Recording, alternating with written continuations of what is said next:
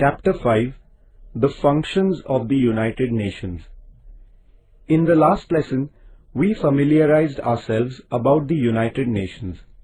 In this lesson, we will study about the different ways adopted by this organization to establish international peace. We will also try to understand the achievement of the UN and India's participation in it.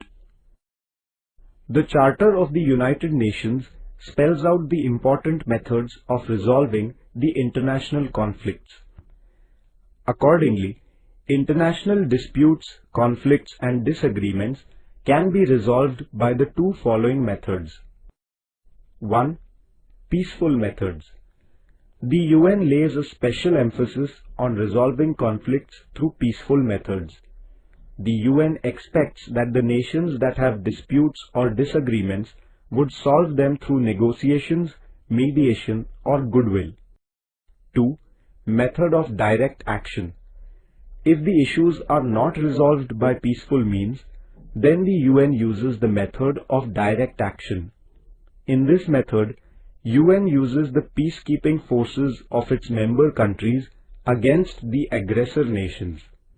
However, this direct action is carried out on humanitarian grounds.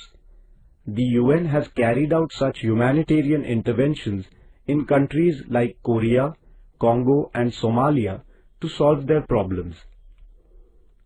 Though the UN has not been completely successful in putting an end to the wars in the world, it has taken a lot of efforts to create an environment which would help in the development of humanity and give a guarantee of peace.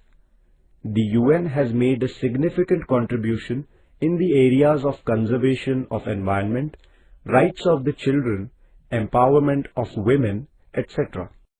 UN and the environmental issue. The destruction of the environment at a global level is a serious problem. The UN has put forward many proposals for the protection of the environment.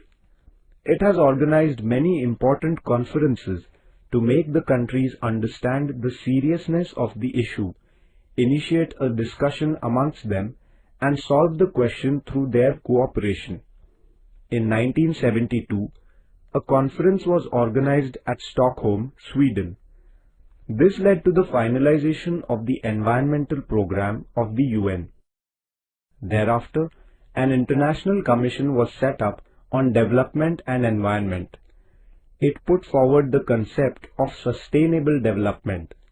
The organization of the Earth Summit in 1992 was another important step in the efforts for the protection of environment. This conference discussed issues like the depletion of the ozone layer, protection of forests and other natural resources, biodiversity and control over pollution. In the year 1997, an international agreement regarding environment was signed. This is known as the Kyoto Protocol.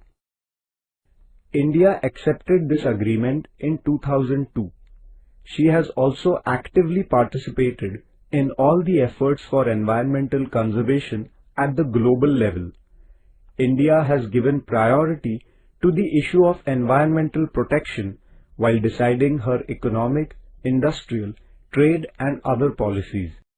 The United Nations and women empowerment. The UN has supported the idea of the empowerment of women and male-female equality. The UN has declared 8th March as International Women's Day in order to draw the attention of the world towards women's issues and to find solutions to them. The year 1975 was declared as the Women's Year.